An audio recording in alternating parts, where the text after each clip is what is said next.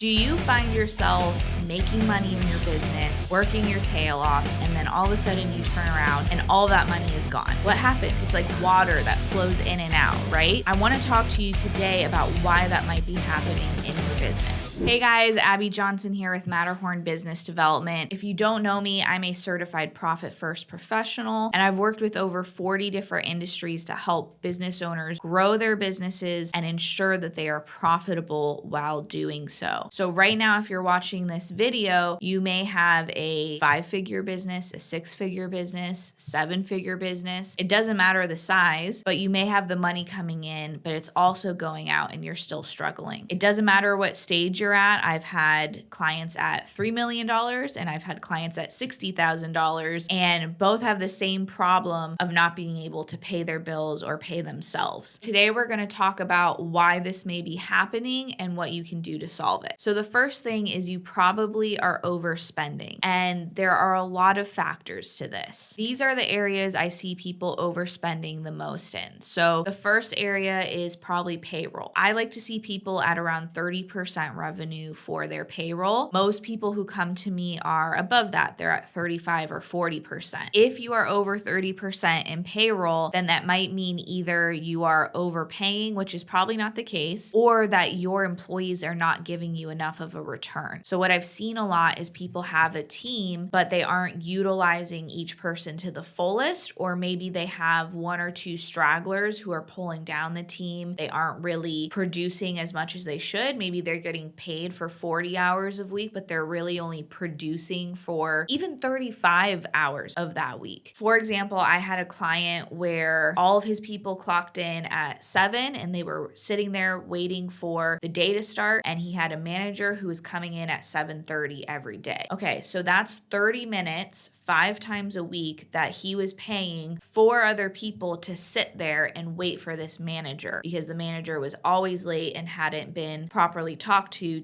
handle that. That's 2.5 hours per week per person. So 2.5 hours times 4 people sitting around. That's 10 hours a week that he was paying people to sit there and wait for this manager. Now, let's say he was paying these people around $18 an hour or something like that. That's $180 in payroll a week that is being wasted on people sitting around doing nothing. So take a look at situations like that of where there is waste in time, because time is money. And just take a look if you have an employee who really shouldn't be there because they aren't actually up to snuff and not producing at the level you need them to. I have many more videos about that, so I'm not going to get further into it, but payroll is a big area to look at for overspending. The next areas that come to mind for me in overspending, I'm going to combine them. It's either softwares or equipment, tools, things like that. So I've had clients where they just buy every software or every program, and they get on this endless subscription loop of buying all these softwares that they don't actually need. So they may have multiple HR softwares or this AI software that designs, even though they're also paying for Canva and they're paying for this, and they just get really sucked into ads and overspend on these fancy, shiny objects. The same goes for equipment and tools of the trade. I know lots of private gym owners, and it's because they're passionate about what they do, same with any industry, but they're always buying new gym equipment. Like they just bought a new squat rack. They just rearranged the whole gym. Like every month something new is happening in the gym. And on one hand, I understand, you